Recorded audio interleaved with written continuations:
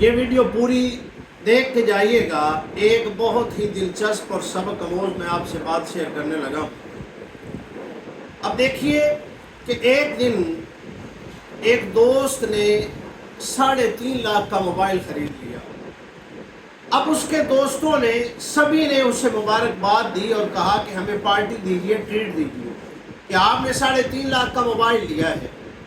اب ایک دوست نے اچھا موٹر سائیکل لے لیا، پہلے بھی تھا لیکن اور اچھا موٹر سائیکل لے لیا، سب نے مل کر اسے بھی مبارکباد دی۔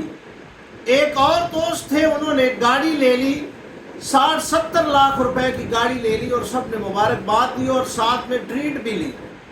اب دیکھیے کہ یہاں پر جو بات میں کرنا چاہتا ہوں، ایک دوست تھے، انہوں نے قربانی کے موقع پر 70,000 کا بکرا خرید لیا۔ کتنے کا؟ 70,000 کا بکرا خرید لیا۔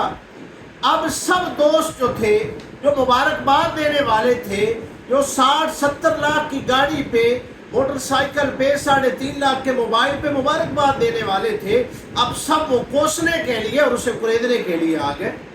اب انہوں نے مبارکباد نہیں دی کہ تو نے قربانی کا بکرا لیا ہے، اللہ کی راہ میں قربان کرنے کے لیے لیا ہے، تجھے مبارک ہو، ایسا نہیں کہا، بلکہ یہ دیکھیے کہ سیکولر طبقے نے ہمارے ذہنوں کو کتنا خراب کر دیا ہے۔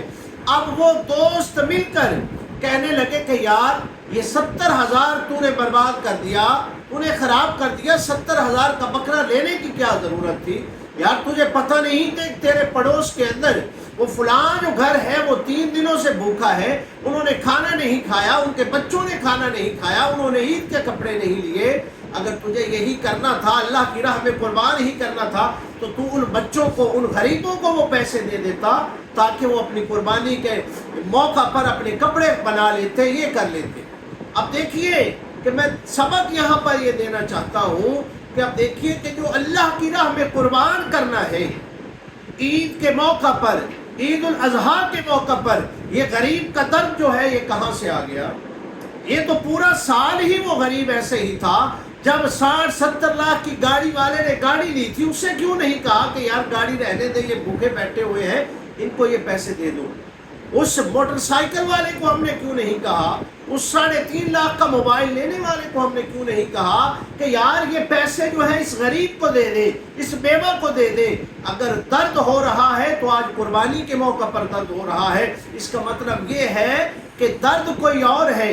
اب دیکھیے کہ ان کا بغض، ان کا حسد اور ان کا عناد جو ہے کہاں تک پہنچ چکا ہے کہ جو شریعت اسلامیہ کے معاملات ہیں، جو اللہ کا حکم ہے کہ قربانی کرو اور جس کے پاس استطاعت ہے وہ قربانی لازمی کرے، بلکہ فرمایا گیا کہ جس کے پاس استطاعت ہو اور وہ قربانی نہ کرے تو میرے مصطفیٰ علیہ السلام نے فرمایا کہ وہ ہماری عیدگاہ کے قریب نہ آئے۔ تو اب دیکھیے کہ قربانی کا اتنا بڑا اجر ہے، قربانی کا اتنا بڑا صلہ ہے، لیکن اب یہاں پر ایسی باتیں ہونے لگ جاتی ہیں، غریب کا درد یاد آنے لگ جاتا ہے۔ کاش کہ ہم پورا سال جو ہے وہ غریب کا درد محسوس کریں، موبائل لیتے وقت غریب کا درد محسوس کریں، گاڑی لیتے وقت غریب کا درد محسوس کریں، اتنے برانڈڈ اور مہنگے ترین کپڑے لیتے وقت ہم غریب کا درد محسوس کریں۔ ہر ایک چیز جب ہم یہ کر رہے ہوتے ہیں تو اس وقت ہمیں غریب کا درد محسوس ہونا چاہیے اور ہمیں یہ ساتھ ان کے ساتھ تعاون اور ان کا خیال کرنا چاہیے،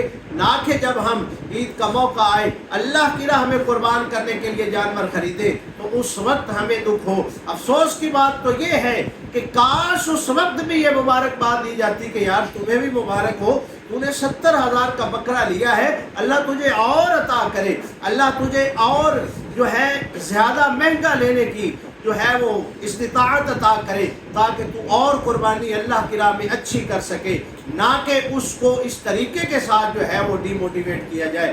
اب دیکھیے یہاں پر یہی میرا پیغام ہے دوستو کہ غریب کا درد ہونا چاہیے، لیکن جو اللہ کا حکم ہے، جو رسول اللہ کا حکم ہے وہ پہلے ہے، باقی معاملات بعد میں ہے۔ دعا کریں کہ اللہ خالق کائنات مجھے اور آپ کو عمل کرنے کی توفیق عطا فرمائے۔